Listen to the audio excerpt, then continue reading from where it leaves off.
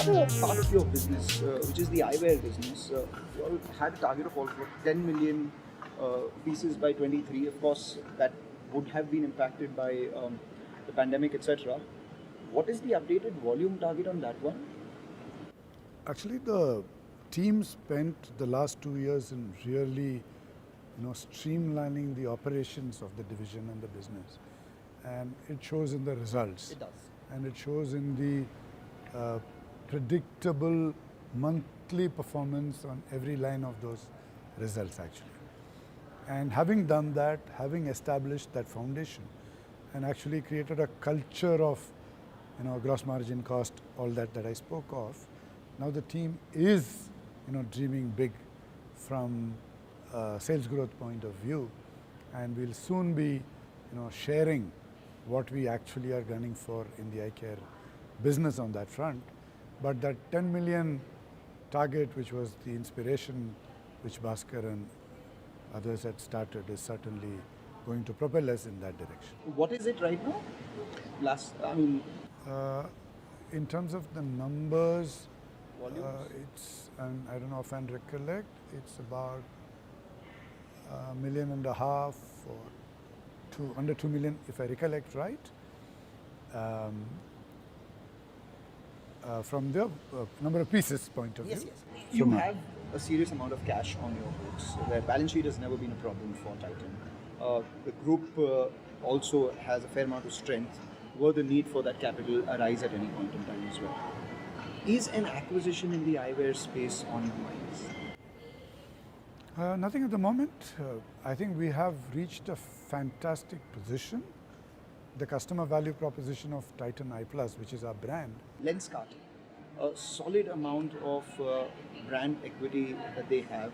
They have positioned themselves as people who would like to sell online, and now are opening stores offline as well.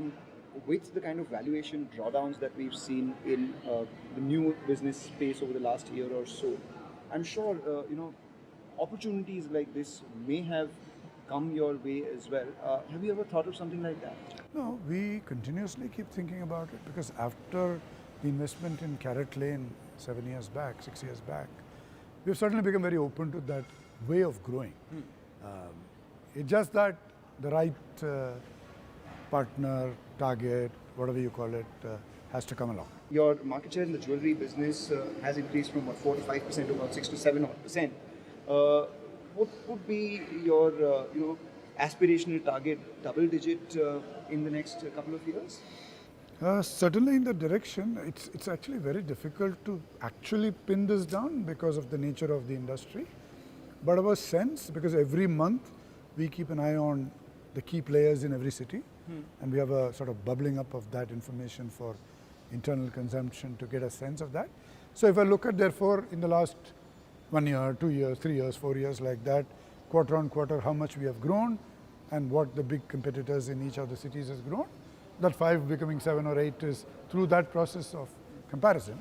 And if I were to look at it in that same way, yes, should certainly go towards pretty close to 10% in the kind of 2 to 3 year time frame, because of the 2.5x that Ajoy and team have declared also. How do you position Titan for the new age consumer? Women are intrinsically excited about jewelry. Yeah.